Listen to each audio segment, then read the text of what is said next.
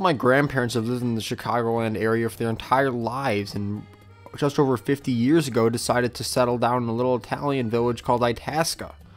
I talked to my grandpa first to get an idea of what it was like growing up in Chicago as an Italian American. My name is Vito Claps. December 7th, 1936. Both of my parents were born in the United States, but my father was born here, and then he had to return to Italy as a child. He stayed in Italy from he was 1 year old when he went back to when he came to the United States, and he returned to Italy about 1 year old, and then when he was 16 years old, he came back to the United States by himself. He came back immediately and sought employment.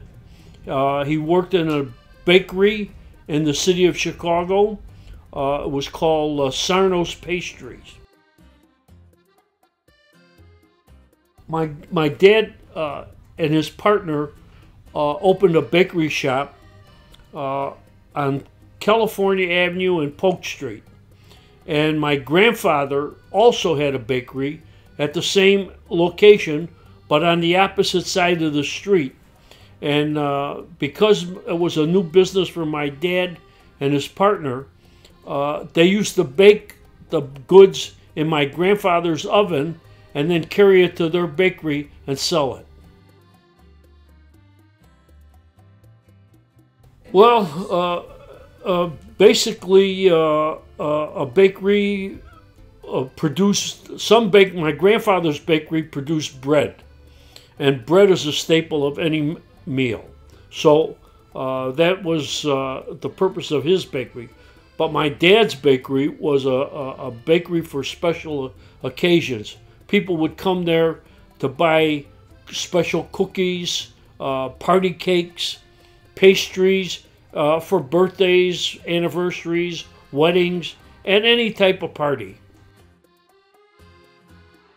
The bakery was located in an area predominantly of Italian immigrants. And the bakery goods that were produced were reflections of their heritage in Italy. So they would go to this bakery to buy specialty items like cannolis, biscotti cookies, and pastries that were reflections on different parts of Italy.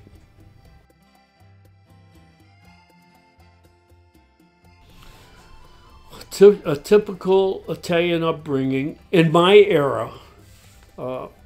Most of the parents were immigrants. My dad was an immigrant, but my mother was a Native American. But the majority of my dad's friends were immigrants. They spoke broken English. The primary language was Italian, and they spoke English to blend in with the American lifestyle.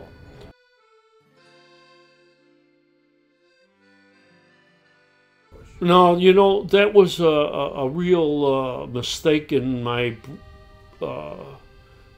being brought up.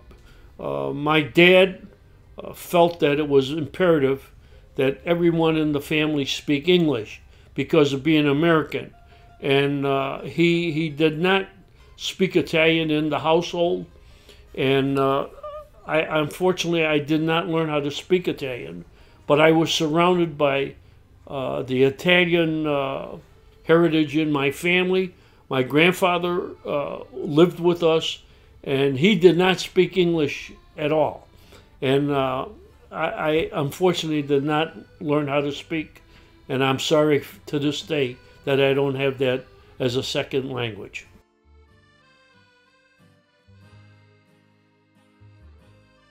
Well, in growing up, I grew up on in the city of Chicago, and we were in an Italian community.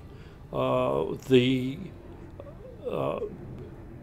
families were very, very proud to be American. They were extremely proud to serve in the armed forces during the Second World War. Being Italian gave you a sense of real pride because of the contributions that the Italians made on the American scene: construction, art, law, the doctor, medicine. And so being Italian was really something to be proud of. And to this day, when you say, you're Italian, it kind of rings a bell.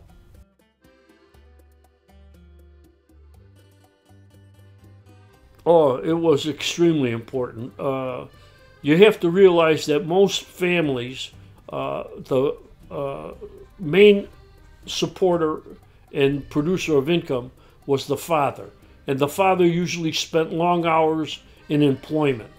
And it was very, very important to have family meals, because this was a time to sit together, talk together, and nurture the food that was prepared by the mother.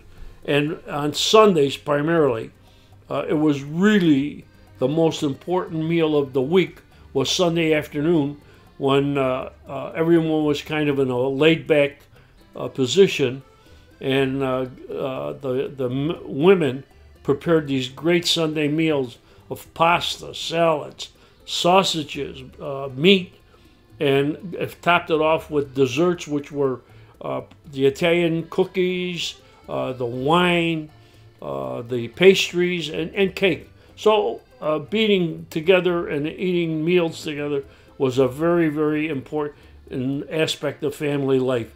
And it was really gratifying for friends to come over and share the meals with the families. After finishing up a great conversation with my grandpa about his life, I went and talked to my grandma about the deeper meaning of some of these Italian traditions that are held so near and dear. Simone Claps. I was born in 1939 in Chicago, Illinois. Very much so. We had a very strong community because all our relatives lived close by, and the neighborhood that I lived in was mainly Italian and Irish. Irish was very dominant also, and it was a Catholic area. Mostly everybody was Catholic, as most Italians and Irish are. So it was easier to hold on to those values and traditions easier than it is today.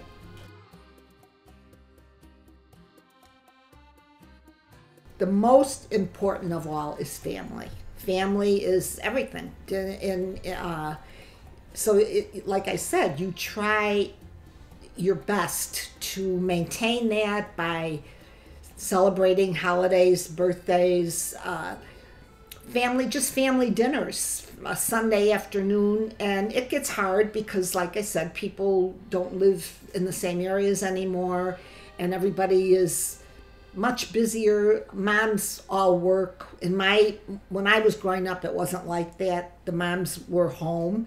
So it becomes harder because when the family's all working, moms and dads are working, those weekends are special because they need time. So it's harder to command that everybody get together on a Sunday. We try, and we do the best we can, but it gets harder. And then families grow, and more. There's the in-laws. So they have different values. Mm-hmm. So you really have to struggle to preserve some of your traditions. Traditional Italian upbringing. Well, the Sunday dinner is the big thing. It was always the Sunday dinner. Mass on Sunday. We all went to Catholic school. That was very traditional in Italian families, and everything was family. Family was the thing you held together and you held very dear. You had you had friends, but you had cousins. You had a lot of cousins, and your cousins and aunts and uncles all lived close by. So it was simple. Life was much simpler than it is nowadays.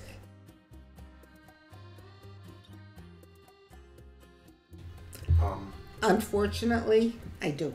I do, because I don't think that the things that are important to people my age or maybe my upbringing are not important to younger people. Maybe because they're exposed to much more than we ever were. And so you really try to give to your children and your grandchildren, impress upon them how important these traditions and these family values are. And it's tough. Growing up. Oh my. Food was, in an Italian family, to me, food is love. When you prepare food, it's just showing your love for your family or your friends, and it's a way of bringing people together. It's a community. It's sitting down and enjoying something all together. Whether it's whatever it is, it really doesn't matter what the food is. It's how the food is presented, and it's the coming together. That's what it always was in my family. As growing up, I tried to give to my children, and I think my grandchildren, fortunately, are growing up with some of that intact, and it's great. It's still very important, and I hope it always will be. But the food was a big part of it. I mean, my mother was a great cook, and I never learned to cook from her at that time, but just as I never taught my children how to cook, but you learn that when you grow up in that situation. It just becomes part of you. So it's about the coming together to enjoy the food, and you share that because it's, you have memories of things you had as a kid, so you want to give that back. You want to give those same memories to your children or to your grandchildren. Family. I think family says it all. Family is important. Sharing family values and sometimes troubles, you share. Families share, whether it's happy or sad. It's family, I think, is the biggest.